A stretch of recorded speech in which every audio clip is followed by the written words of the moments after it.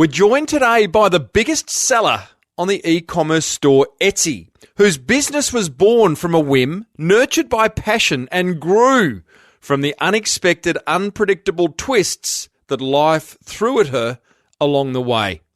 This, my friends, is a marketing masterclass.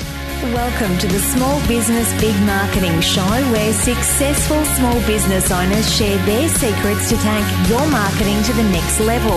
Now here's your host, Tim Reid. G'day listeners, and welcome back to Australia's #1 marketing show. I am your host, Timbo Reid, but you, so much more importantly, are a motivated business owner ready to crank out some great marketing, and that is what we do around here. If you are new to the show, it's a show all about inspiring you, the business owner, to do great marketing, to grow that baby of yours into the empire that you would love it to be.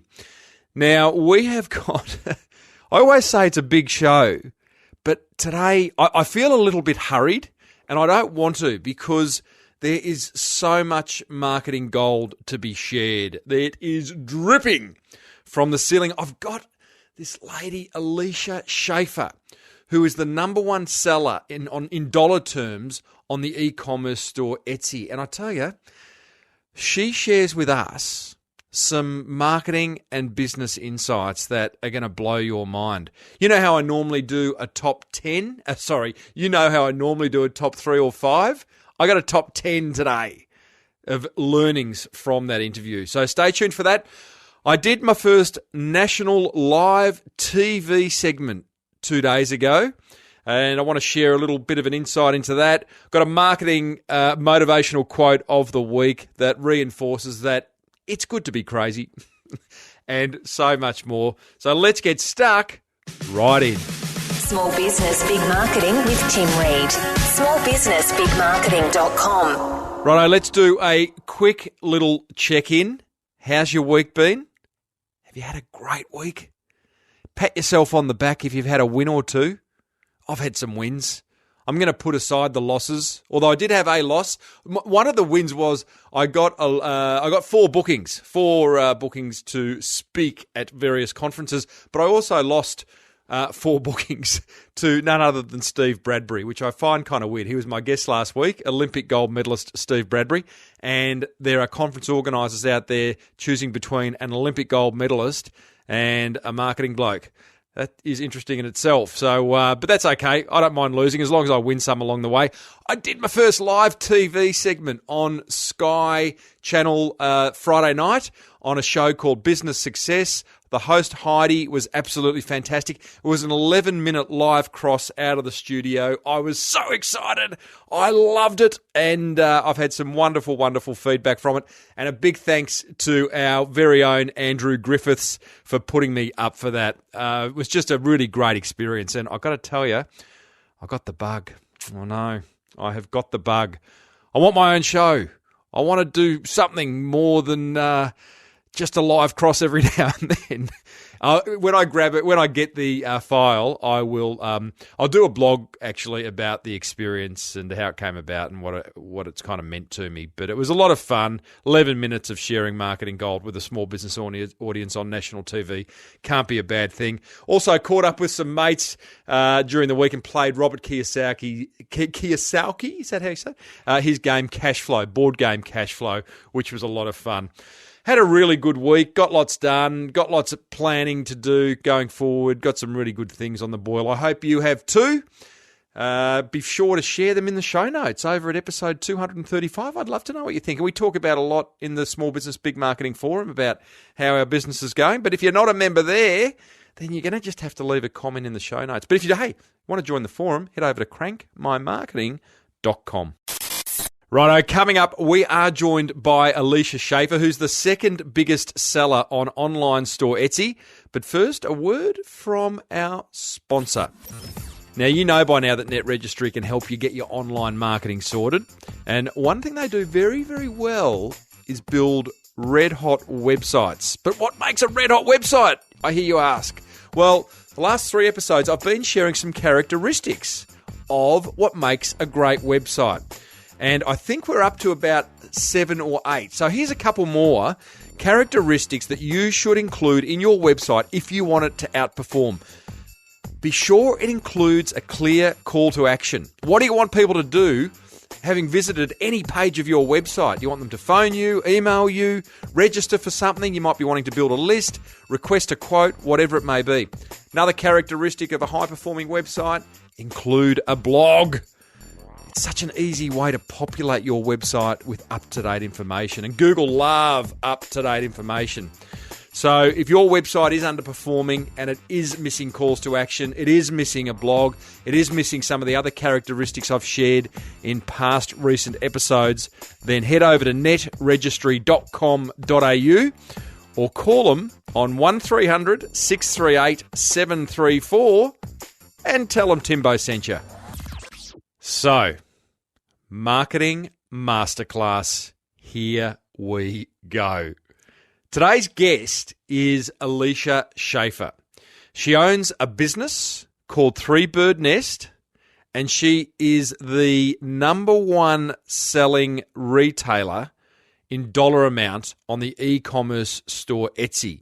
She's also second in the number of sales she makes. Now, if you don't know what Etsy is, it's a peer-to-peer e-commerce website which is focused on handmade and vintage items of clothing, right? Get this, there is 1.5 million stores on Etsy, and Alicia is number one and number two. This is amazing. And she explains in this fireside chat I have with her how she does it. There is so much gold. I'm really excited to bring it to you. I'm going to get there very shortly. Suffice to say, have a pen and paper ready because there is lots of, as I said, I haven't got top 3 at top 5. I've got a top 10 at the end of this interview in terms of learnings. I start by asking Alicia, who's her favourite cartoon character? Oh my goodness. I would have to say Donald Duck. Do you see a little bit of yourself in Donald Duck? No, I just found him hilarious as a child because I was very, very sheltered in regards to what I could watch and could not watch on television. So from a cartoon standpoint, I was limited what I could watch. And he was the one that would always get flustered. And I just remember good times because I remember laughing when I saw him. So yeah, that was always hilarious to me. In my short conversations with you, I get a sense that humour is really important to your both personal life and business life. Oh, it has to be, especially when you have children, right? Oh yeah. If you can't, tell you what, my dear old dad, who's no longer with us, he said, "You got to laugh, Tim. You just got to be able to laugh." Oh, it's so true. Yeah, I agree. Now, thank you for sharing that. And my favourite one, look, I keep coming back to the Roadrunner. Oh my gosh. But yeah, that one drove me crazy. I just, he's always running. He's always running from something. I know. Yeah. That's a good one though too. Yeah, it's a good one. Very few words too. Great marketing. You and I share a love of marketing. One of the things with, I think, great marketing, great copy, great messaging is the limited amount of words. And I think all the Roadrunner ever said was meep meep. Mm-hmm. Anyway, hey, now let's get serious. During the GFC, before we talk about the success of this wonderful business called Three Bird Nest, which is the second top seller on Etsy, you had a business in the GFC selling baby products. Correct. How'd that go for you? Initially, I thought it was fantastic, and it was really my first stab at being an entrepreneur as an adult. I had many businesses as a child and as a teen, but my first real true business that became supporting a family was that baby carrier business. So after my first son was born, I invented a baby sling and it took off. And the marketing for that was really more towards brick and mortar stores. We sold to, the big box retailers here in the US. Actually, Australia was a huge market for us. Really? We had an amazing distributor in Australia who did a phenomenal job of getting us all the stockists in all of the stores in Australia. But what happened is I didn't know a lot about revenues and making sure your profit margins are actually, factoring in costs that you might not, originally think are costs to run the business and really making sure that you're reinvesting back in the business. So for me at that time, I thought it was a fantastic idea if I made $50 that I'd be able to buy something with $50 instead of reinvesting it back in the business. And then you get to a certain point when you start doing volume in the millions, when you have lines of credit out for, production. What really nailed us was around 2008, obviously the economy was a huge issue, but what had happened is we had gone into business with one of the huge big box stores and had ordered, about $1 million of inventory for them, that we had an exclusive agreement that we only could sell it through their channels, through their stores. And what happened was the carriers weren't selling for them, so they pulled the plug, and we were stuck with this inventory of about $850,000 that we couldn't move because legally we were contracted to not be able to sell it to anyone but them, and they pulled the product because it wasn't moving for them. So that really, really killed us at that time, and I was forced to essentially sell the business just for some debt that I had to cover, and that was it. We got nothing out of it, absolutely nothing. You covered your debt? Yep. No, we didn't. I had personally, there's a couple loans that I had personally guaranteed, and we were still responsible for that. So we went through very, very, very difficult times in 2008, 2009, going from, having two, high salaries, the business is doing great, we can, make money off of it, to essentially going down to one. And, our lifestyle didn't change. We still had, children to support. We still had, a home and a mortgage we had to pay. So we really had to put our heads together and figure out how we were going to dig ourselves out of this debt and how we were going to recover. And, to me, that was one of the most trying times, when you really can see the bottom and you're really just trying to crawl up the wall, not to just hit the bottom, doing everything you can. And we literally, I think, hit the bottom but bounced. And between my husband and I, we said, we are not going to fail. We are going to have to, put our minds together. What can we do? We're both, obviously, he's like, we're both entrepreneurs. We both are smart. We've got to do something to dig us out of this hole. And that was where I wasn't ready, I think, yet to be truly believing in myself quite yet. Because I think once you fail and have such a huge failure that it affects your family, a lot of people are, okay, well, I'm done with your own business thing, because, I don't want to get into this debt, or this risk or anything like that. But we kind of went the other route and said, we have amazing ideas. Let's, do what we can. So at that time, we had a building in a downtown where we live, and it was vacant. Nobody wants to open a store in 2009. Nobody wants to open a store in 2010. And we really got down to where it was the last month we had of money to be able to pay our mortgage for our house and pay the mortgage for the building before we were going to start getting foreclosed on both of them. So we opened up a boutique, which was completely against what any probably economist or person or in retail would have told you to do during 2010.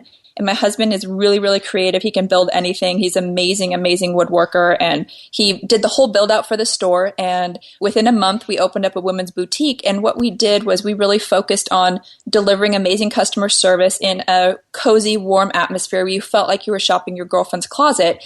And the store started doing really good. And that was when I really said, okay, I think I can do this again. I think I can have a business again. And, we ran that business for a year, and then kind of the inception of the first idea for Three Bird Nest came out of that when I started making headbands for the store. So that's kind of the long-winded version of, my kind of track record, and where, I'm at today is definitely where I believe you have to believe in yourself. You have to know that you can do it, and you also have to learn from your mistakes, because it's really, really important. If you make a mistake and it doesn't work, don't repeat it. And that's, some of the things that have been difficult, I think, especially when you're comfortable making some certain mistakes. Wow. Well, firstly, well done for picking yourself up off the ground, because as you say, many wouldn't. And, you are clearly an entrepreneur from birth, having had businesses as a kid, as a young adult, and then, as you say, that was your first step into being an adult entrepreneur. Correct. You're beautifully confident in the way you share that tale, the highs and lows. Was that always the case? Have you always been a confident person? Did you get the wobbles where you've just kind of lost your confidence? Absolutely. When you have this business, and I think, you walk around like a peacock and, oh, yay, look at me, I've got this super successful business, and then it tanks.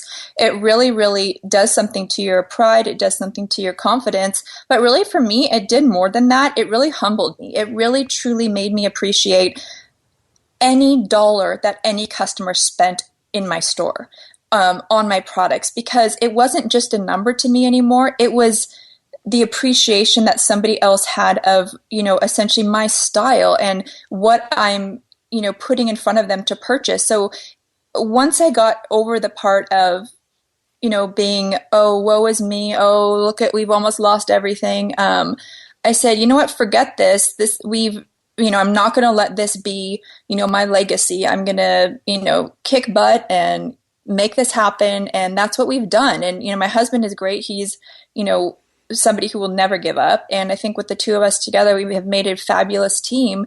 And the difference now, I believe from, having a business now versus when I had one then, both are successful. Both have been, generating, great, sales. But the difference for me is my true appreciation of success because I've tasted failure. Mm-hmm. And that you can't explain, almost, that you just have to experience it to know what failure tastes like and to know what it feels like to come back from success and have another business. You appreciate it 100-fold.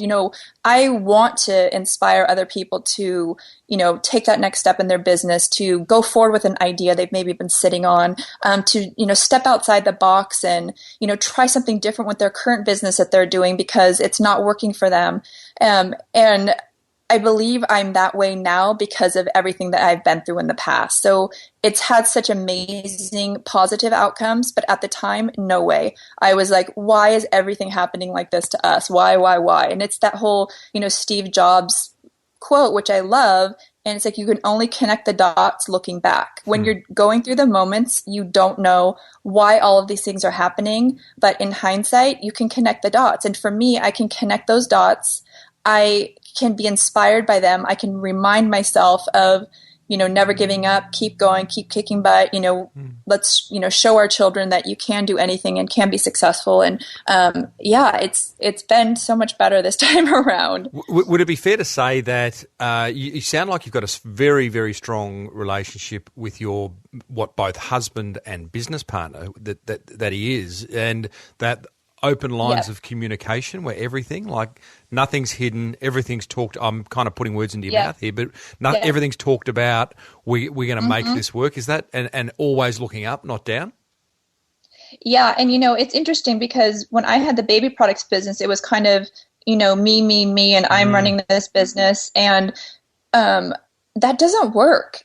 It doesn't really work when you're in a relationship with somebody when essentially you're taking all the credit for something with no matter what, no matter even if that person is not involved in your everyday, in your office, working with you side by side. If they're your spouse, if they're your partner, if they're, your significant other, they're there supporting you, even if it's at home when you get home. It doesn't matter. That person deserves credit. They deserve, you know what I mean? Like, people don't like to feel that they're not appreciated. And I think for him and I, just on a relationship level, having gone through that together and coming out of that together, 100% has made us stronger as a couple. It's strengthened our relationship. And granted, we wouldn't have thought that either going through it because it was horribly stressful. But we've definitely appreciated the importance of communication and taking time for us and discussing things and, involving each other in what we do on a daily basis, because it's so easy, especially if you're busy and especially if you have your own business. And if one person's running the marketing aspect of it and another person might be doing the bookkeeping, it's so easy to have a disconnect. But I think it's so important that you have that time where you can talk as business partners, that you can talk as friends, that you can talk as, lovers, whatever you want to say, to make it successful. It's just important. And, again, that's another lesson I've learned. So, yeah. So many lessons. Hey, now let's talk then. You've got the store, the high street store, as we'd call it. You then, was that called Three Bird Nest? No, it wasn't. It was a completely different brand. Okay, but essentially selling what Three Bird Nest sells now, correct? Yeah, yes, very similar. Okay, so that would be kind of. I don't have a fashion bone in my body, Alicia. So like, just bear with me. But Sure. it's like selling that kind of vintage Yeah. type clothing for women. Mm-hmm. Yeah. Okay. Correct. So at Yep. what point did you go from that high street store to creating this brand called Three Bird Nest and putting it on Etsy?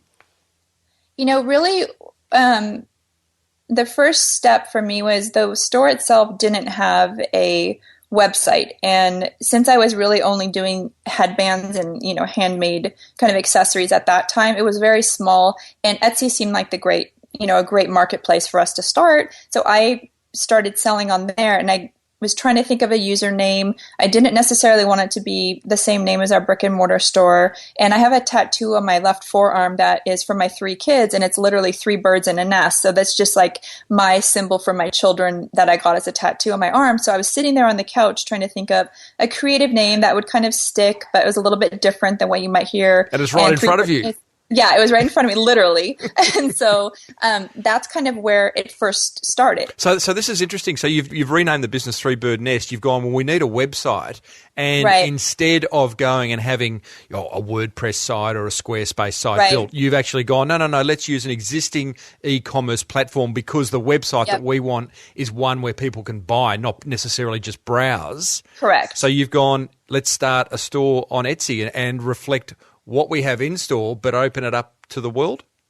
Exactly. And, it also comes down to financials. And in the beginning, most people don't have the money to have a website created. It's expensive. And what's even more expensive is driving traffic to your website. So the customers are already coming to Etsy. Etsy does a great job of, marketing the products that are for sale on their website. So the important part, if you're selling on a platform, is to make sure that your shop within that platform is what stands out. And that's what drove me is, I wanted to stand out from everybody else selling on Etsy. I wanted to be unique, and I wanted to be the photo that they clicked on when they searched for headbands or cute scarves. And that was how we started growing. And I really started seeing the need for, basic accessories and the ability for me to grow this brand into more than just something to pay for dance lessons for my daughter, that it really had the opportunity to grow it into a real brand. And that was kind of the deciding factor for me to, move away from having the brick and mortar store and focusing 100% on Three Bird Nest. So I sold the store actually to a gal that was working for me at the time. And she took over and started running the shop her way. And then I am just focused 100% on Three Bird Nest. And one of the deciding factors is I have 3 kids. I can do online stuff at 3 o'clock in the morning. Yeah. It doesn't matter. Yeah. How long? What was the time difference? So you've started this brick and mortar store. Right. You've opened up an Etsy store. You sold the Yep. brick and mortar store after what period of time? We had been open, and the brick and mortar store had been open for 3 years when I sold it. And within that 3-year period, when did you start at the Etsy store? 18 months in, a year in? Yes, it was a year and a half into Year and a half in. So, okay, so you're on Etsy for a year and a half before selling the shop. Yep. And okay, so this is, I know, having listened to previous interviews with you, Alicia, you make the point of start with what you have. So Right. as much as and I love your approach to the Etsy store, which is like, we got to make this baby stand out amongst all the other stores on Etsy, of which I'm guessing there are, well, I don't know, tens of thousands. There's about 1.5 million different shops. Oh, wow. Yeah. Wow. So you've had the nous because you've been bitten before. We've got to stand out. Yep. But I'm guessing you didn't go and spend a whole lot of dough on photography shoots, models, Nope. all that, photoshopping, all that type of stuff. No. What did you do? I really started from what I knew, and that was delivering amazing customer service. And that was really what I knew would differentiate us. I knew delivering a product that was styled in a way that would fit into people's lifestyles is something that we would do. Because when I looked on Etsy, especially for headbands, a lot of people used mannequins' heads. A lot of people did flat lays with the headbands. And then, so I think it was really different when we started taking the headband photos on an actual person, an actual model's head, that it really connected more with people seeing an actual human wearing the headband, that they were able to see, oh yeah, that's how it's going to look on me, and be able to start buying it. They were more confident, I believe, in their purchasing of the item because they could see it on a person versus a mannequin. Marketing isn't brain surgery sometimes, is it? Because as you describe that, you go, well, the category, the industry is currently using mannequins or flat lays, but they're the weird ideas when you think about it. Like the normal idea is to get a human being to showcase your product. In fact, I'm going to take that to the next level. Next time you have a high street store, which is probably going to be never, Alicia, but if you do, have human mannequins in the window. Yeah, for sure. Moving around. Yeah. Well, give them like 5 minutes an hour where they can stretch, But going back, okay, so point of difference, human beings showcasing your product. But I'm guessing, I don't know, iPhone or fancy camera? It was my iPhone. So I would literally put the girl that you see in the pictures that we've used, kind of since the beginning, who's really become the face of Three Bird Nest, she worked for me at my boutique. So she was one of the sales girls, and her and I became really, really good friends. And she really has become a friend of the family. So I actually refer to her as my sister, and you may see that in some articles that she's my sister. She's a bit of a spunk, Alicia. Yeah. And so we would literally put, be back in 10 minutes on the front of the boutique store. We would lock the door, we would run into the back, and I would flip out my iPhone and we would take pictures of the headbands really quickly. And then we would go back and open the store again. And then at night, when the kids went to bed, I would literally on my iPhone go through all the photos and just crop them into a square, apply a filter, and then upload them to Etsy. So that was really what it was in the beginning, which is funny now looking back at it. But again, it was different than what people were doing. We weren't copying anything. We were really just looking at, what does our customer want? Like, what would our customer want to purchase? And then we try to deliver that. And, we included, little cards in our packaging. We included a little candy, started reaching out to people, asking them to join our social media, and, just offering, bounce backs for, 10% off your next order, and starting off small with the amount of money I had. But the key importance is I reinvested our profits back into the business, and still am doing that to this day. And I think that's a huge lesson that I learned from the first time around, is I didn't do that. I didn't reinvest my money back into the business. I just kind of spent money. Yeah, right. You thought, oh, hang on, here's some money. We're doing okay. We'll go on a holiday, buy, new car, whatever it may be. So you're drawing a salary, I'm guessing, from... Yeah, I am drawing. I actually had to start drawing a salary last year just for tax purposes, and it drives me crazy because I want to put everything back as I can into the business. But and when you say putting everything back, what are you talking about? Putting on more staff? Are you buying better equipment? Are you putting it into marketing? Where does that money go? Really, the majority of everything goes to expanding our inventory and expanding how much we have of everything, because, we've had to develop, different shipping procedures and, different ways that we process orders, and all of that stuff isn't cheap. The website, we've really tried to keep minimal on the expenses of that, and keep that, really, really low. And there's so many different platforms out there for websites that you can get a great designer that can, custom design a site on a platform that's a lot cheaper than, going from scratch and having to have a whole site programmed. So, employees, yes, but also some, for me, the main thing is really just fine tuning the processes and making sure we have the correct processes in place for growth. So a lot of that has been, shipping and receiving and our processes. And we had a huge nightmare last Christmas for shipping that I wake up sometimes and wish it was, not a reality. And we've learned from that and have had to redo our entire shipping process, which, delayed shipments again, unfortunately, to our customers. But now we're at the point where it's so going to be so seamless, and the errors of shipping and the speed of the customers getting their orders is going to go out. And that's what I want. I want the customers to order, and they're excited. People want their product, especially if it's clothes or headbands. It's exciting. That moment, and we want to deliver that. The moment when the UPS van comes down the driveway. That is. I spoke to the head of the National Online Retailers Association in Australia a few weeks ago on this show, and we talked about that whole experience. That you've mentioned customer experience a few times, Alicia, and it's like, that experience, because it's even more important and potentially harder when you are dealing online. But it's like, what is that experience that your customer, your prospect has from the moment they come into contact with your brand to browsing, to buying, to receiving, to follow up, to the next time, to them telling someone else what a good or bad experience they had with Three Bird Nest. And it's like, we've got to control as much of that as we can and give customer good read. My surname's Reid, so that was a faux pas, but a good reason to talk about us. And I've coined a phrase called word of mouse.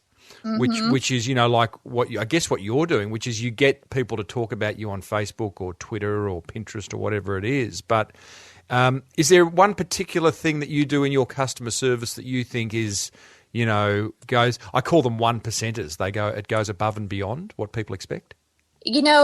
There's several times where, if a customer, for example, I can give you some orders lately or over holiday. We were using a third-party fulfillment center, and I didn't have the staff or the warehouse to be able to ramp up quickly enough for holiday. And so what I did is I outsourced our shipping to a third party, and I literally think what they did was when they received all of our product, they made a huge mountain of everything, mixed it all up, and then when the orders came, they just picked whatever they could and shipped it out to the customers. Because it was a complete nightmare disaster. And imagine our customers are ordering Christmas gifts. We're excited. We like delivering Christmas. We like delivering holiday gifts. We love that. That's part of, my excitement for having a company that does have, great giftable items is I love delivering things on time to people. And when we had such this huge disaster, I had to make a quick decision after holiday of what we were going to do to turn that around. And what that meant was leave that warehouse and go to a new one where we could set up the entire process. So what I had to do, unfortunately, was all the customers who didn't get the right product or who didn't get their order, our customer service team dealt with them and, did what they could to get them their new product or, refund them or whatnot. But then the second thing is we gave each of the customers who had a huge order delay like a $15 or $25 credit to the website to order from us again, just because we wanted them to trust us and know that we appreciate their business and we don't want to lose it. So they order from us again, and we're in the middle of this new warehouse move. And it takes 4 times as long, essentially, to get it set up because we have to get it done right. I'm not going to have this nightmare over holiday like we had again. But of course, to the customer, they don't know that. They just know that their order's delayed again. So it's been, the past couple of months have been very trying from a logistics standpoint, but now we're set up to where everything coming in is going out. All of our inventory is streamlined. But what we've done is, I've sent out personal messages to the people I know that are really upset and, we'll credit back their order. We've even, refunded some people who have had like a disaster experience with their order and still sent them the product. Are you picking up the phone and calling clients? Absolutely, we have. I have, our customer service manager has, and I've emailed people personally so they know it's coming from me. Look, I want you to know we care about you, and a lot of this was out, and it seems lame because I don't want to make excuses because at the end of the day, they ordered from us, and we need to deliver to them regardless of, what the backstory is, and that's what we want to do. Yeah, love it. So, recovering from that is really just putting the best foot forward that we can and being as transparent as we can and say, look, we know we messed up, but we've recovered from that. Here we are. Trust us again. We promise we're going to get you your items and, making it worth their while. So, it's so important to me, that customer relationship, that they are excited to shop your site. They want to come back.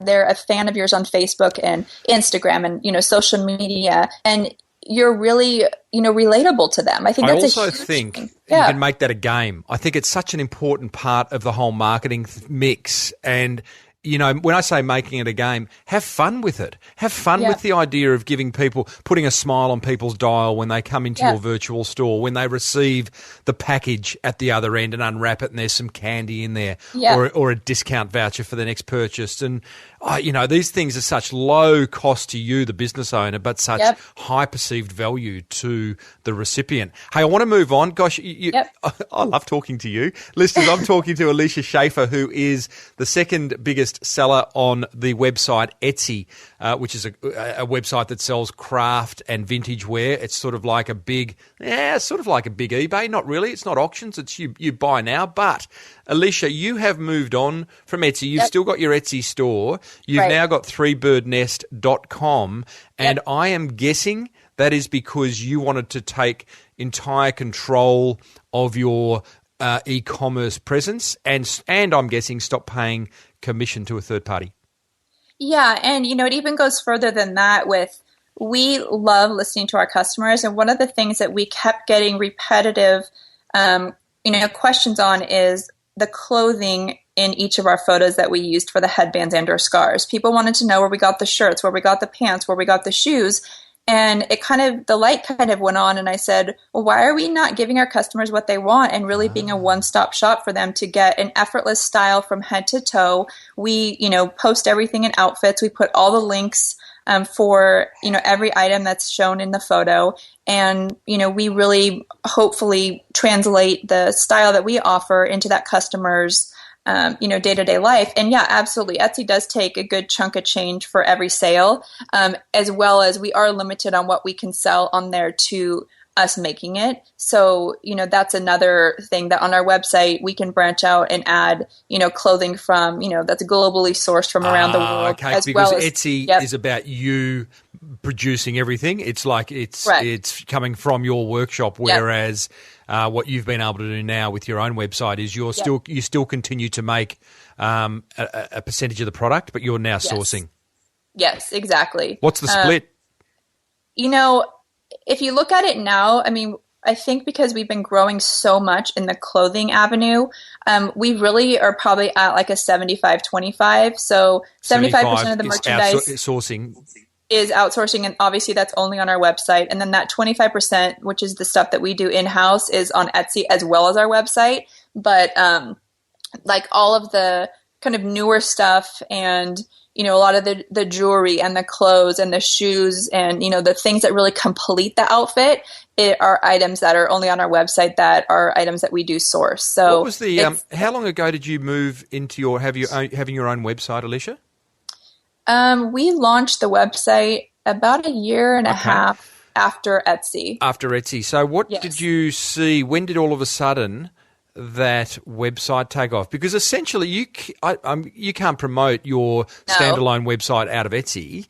So how did you're effectively starting a brand new online presence in a what I call a haystack, which is the internet, and you are the needle. How did you get that bad boy found? What we did is, and what we continue to do is, convert really our Etsy shopper onto our website. And we would put the inserts into all of our orders that would have just the URL for our website, asking them to shop there with like a $10 off their order from our website. So that way they can really know that we have our own website, that they can see that we have, an extensive, more categories that they can purchase from. And then we also started really focusing on, instead of, anytime we ran a promo or a sale, we used to push everything to Etsy because that was, I don't want to say it was easier, but it was kind of easier for us because that's what we were known for. But we decided, last year, really probably about August, that we were really going to focus heavily on our website and, driving the traffic to our website and asking our customers to shop there because we can provide them with a lot more than we can within Etsy. Okay. So that's one avenue. That's a slow burn. It's a smart burn because they're existing clients. They love you already. So they're going, cool, Alicia's got a website now. And there's more on offer. But what about the bigger world? And I'm guessing ranking, like you are in a competitive industry. And I'm not sure, I'm not your target audience, so I'm not sure what I'd key into Google to find a website like you. But what are you doing? You're doing AdWords? You're doing social media? Are you doing SEO? What do you got? You're running ads in the Super Bowl. Yeah, right. I wish. We really try to reach out and target with bloggers and, really brand activists, we like to call them, that will wear our product, will tag us on social media to get their audience to know more about us. We're really active in social media. On our Facebook page, we are very active. We post, 5 to 6 times a day of new items, as well as sales, as well as, pictures that really have nothing to do with sales, but they're like a cute dog or something that's fun that like appeals to our audience.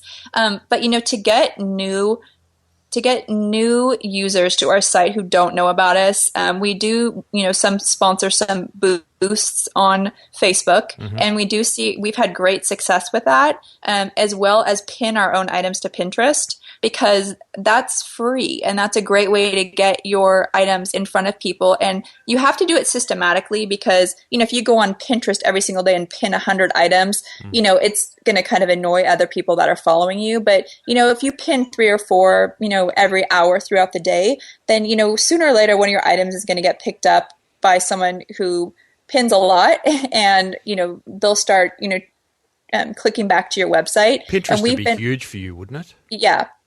So that's been really, really successful for us. And, I haven't had the budget, to really have a huge advertising marketing campaign. So we've been, really, really aggressive on social media, and in a way that I'm not trying to sell something to somebody. I just am so excited about what we do, and now having the, the whole effortless style for the whole complete outfit, that I want people to be excited like we are and share it. And that's where we're getting additional, people coming to the site.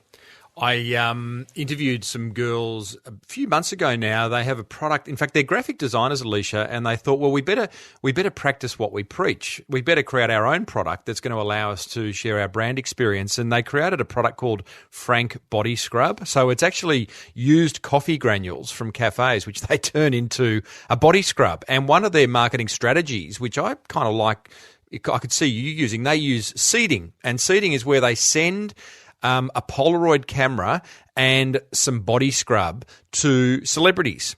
And they say, hey, listen, here's some body scrub, Polaroid, take some photos of yourself with the scrub on. And then they post it, to Instagram. And that's worked really well for them. Do you seed at all? Do you have well-known people wearing Three Bird Nest?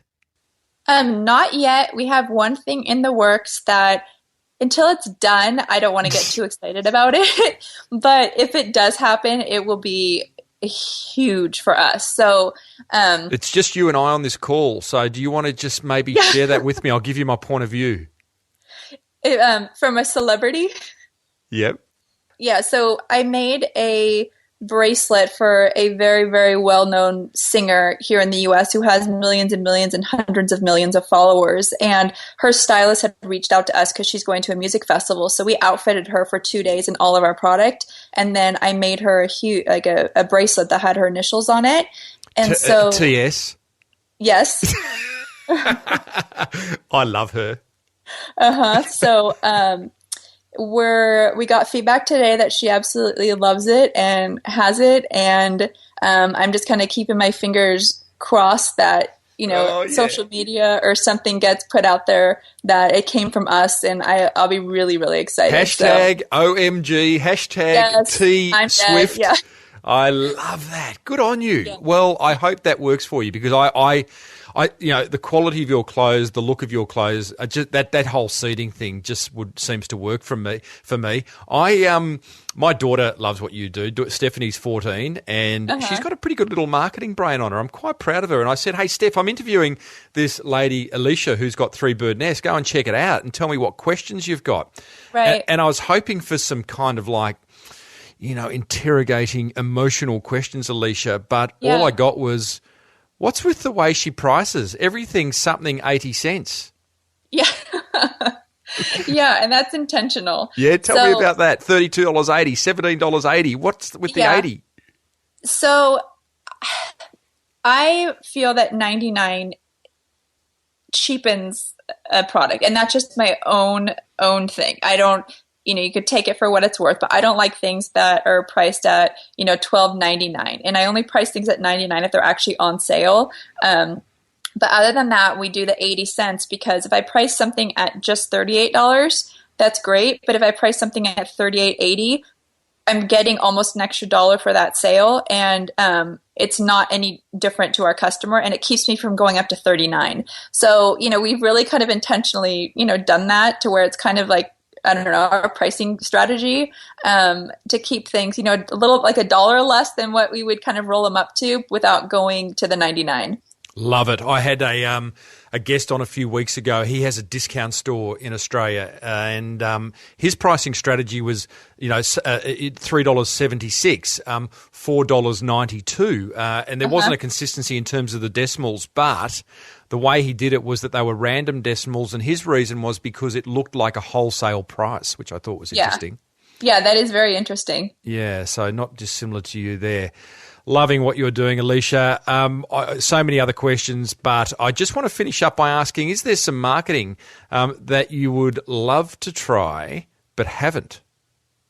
Oh, gosh, there would. We've never done any true, advertising, I think. So I would love to absolutely do something that was very different. I would love to do, something more along the lines of creating like a video that really could show all the different styles, of somebody wearing like our product in so many different styles, and, the different looks of Three Bird Nest from like the same outfit, and, being able to get that in front of our users, putting it on, YouTube, and, really targeting some, curators, I guess, that have, huge followings. And I love so many different forms of advertising, but it's always interesting to think about where you would actually put your money.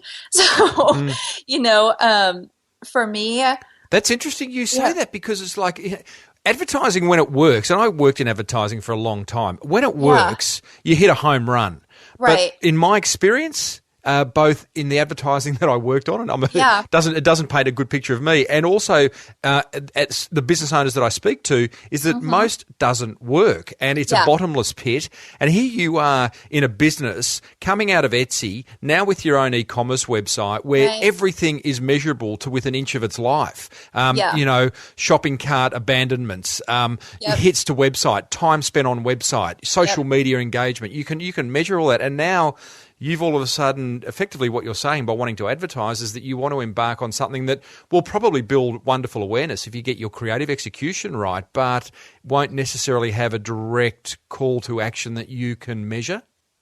Yeah. And, I think because, with my previous business, we did do advertising. I took out full page ads and, magazines and, that type of a thing. And to me, I like to focus more on the PR aspect of things, of sending, products to editors for them to review in their magazines as, like a hot pick for summer, for, the best items for giftable stockings for Christmas.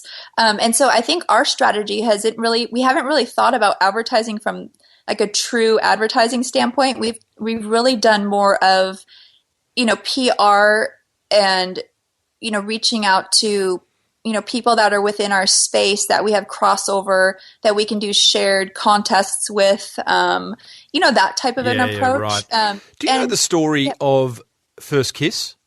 No. Do you know the First Kiss video? Yes. So it's the most viral marketing video ever created, made by a lady who owns a fashion label in LA. So down the road from you, sort of. Yeah. And Melissa, her name's Melissa Coker. She was a guest on this show 2 weeks after she created the video. She at that point in time had 69 million views and 43,000 comments. Oh my gosh. Yeah. So and all the clothes in the First Kiss video are her clothes. I would argue that it's very poorly labelled, but she got so much response from it that people dug deep to find out who the hell's behind this. But yeah, she, it was a beautiful concept. I can send you the link to the interview, but she drew on the resources of surrounding her. Living in LA, one of her friends was a film director. She knew models, she knew actors. She pulled them all together. She got them to kiss for the first time and filmed it.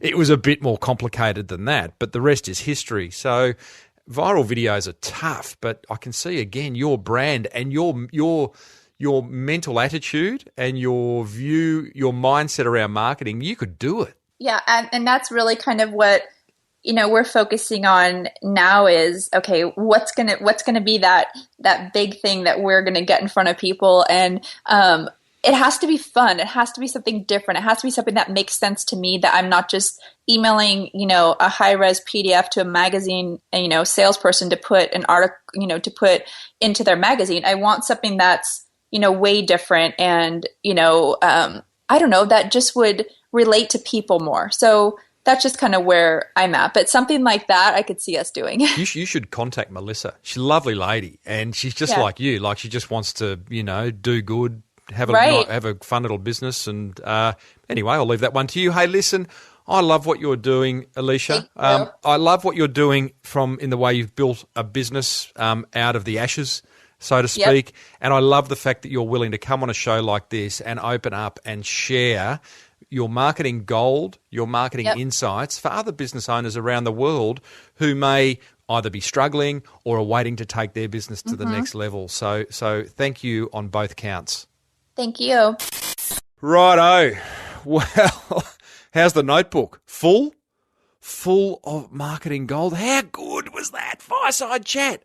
Alicia has got a lot to share. First of all, go and hit her up on Twitter and tell her how much you enjoyed her marketing sharing and that you heard her on the Small Business Big Marketing Show. Her Twitter handle is @3birdnest. That's the word 3, and it's not birds, it's 3birdnest. Hit her up on Twitter. My top 10 learnings from that interview. I'll scoot through them. Number 1, this too shall pass, right? So Alicia had a lot of bad stuff going on during the various businesses that she had, but she worked her way through them and continues to rise from the ashes. I think it's a wonderful reminder. Number 2, stand out in a world of sameness. The fact that she took photos of her product on a real model, on a real human being, versus not a mannequin, like, that just makes sense, doesn't it? Seems obvious. But what are your competitors doing, and how can you do better than that, do the opposite of that, and stand out? Number 3, start with what you've got. Alicia started with her iPhone and was taking very cool photos with her iPhone. I love that. Don't feel you have to go and buy all the great equipment to smash out great marketing. You'll get there because you'll start to earn more money as you slowly do great marketing. Number 4, if you love what you do, time becomes irrelevant. Alicia was, 2 a.m, sifting through photographs that she'd taken the day before. Marketing becomes a hobby when you love it, and time does become irrelevant. Number 5, reinvest your profits back into the business. In the Robert Kiyosaki game that I played this week, there's a thing called doodads. And doodads are those things that you go and waste your money on. I think we've all been guilty of buying the odd doodad, and sometimes we just got to reinvest more money back into the business. Number 6, continual fine-tuning of processes. Marketing processes, business processes, whatever they are. Number 7, get excited to ship. Like, Alicia loves shipping Christmas, loves delivering Christmas.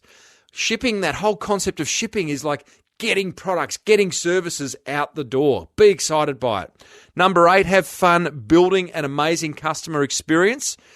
Really flesh out what makes a great customer experience and just deliver it time and time again. Number 9, listen to your customers. Yeah, obvious, but do we do it enough? Don't think so. Number 10, give more thought to your pricing. I loved Alicia's model on pricing, and I think all of us could maybe just give a little bit more thought to that very scary part of marketing, which is called pricing. Hey, loved that. I hope you loved it as well. As a reminder, hit Alicia up on Twitter at 3birdnest. Tell her you heard her here. I'd love to know what you think. We're talking about this episode inside the forum. We will be when I post it. I'd love to hear what you think. Leave a comment in the show notes over at smallbusinessbigmarketing.com and look for episode 235. Righto, marketing quote of the week. Love this one. I resonate with it hugely. I hope you do too. I don't know who it's from. I've had it written down for a long time, and I can't attribute it to someone. So if you said it and you're listening, thank you. The quote goes like this: if you're a good marketing person, you have to be a little crazy. Yep. Righto. If you enjoyed this episode of the Small Business Big Marketing Show, then you are going to love next week's episode, where we're joined by past guest of a number of years ago, Steve Sims of Bluefish, an LA-based concierge business to the stars. He's got some wonderful insights to share. To never miss an episode of the Small Business Big Marketing Show, head over and subscribe on iTunes. Leave a bit of feedback while you're there if you don't mind. Be sure to hit me up on Twitter at Timbo Reid, that's R-E-I-D, to book me for a speaking engagement at an upcoming conference, because that's what I do. Head over to timreid.com.au. And if you want to pay it forward, then go ahead and tell another motivated business owner just like you about this show. They will love you forever. Be sure to head over to Net Registry and just get your online marketing sorted once and for all, netregistry.com.au. And a very big thank you to all those who have left a review on iTunes or comments in the show notes. Myself and my guest respond to all show note comments. And a special thanks to forum members. Love you guys. You can head over and register if you're not a member at crankmymarketing.com. Until next week, I'm Timbo Reid. You are a motivated business owner, and you've been listening to the Small Business Big Marketing Show. May your marketing be the best marketing. Bye for now. You've been listening to the Small Business Big Marketing Show with Tim Reid. Want more marketing goodness? Then visit smallbusinessbigmarketing.com.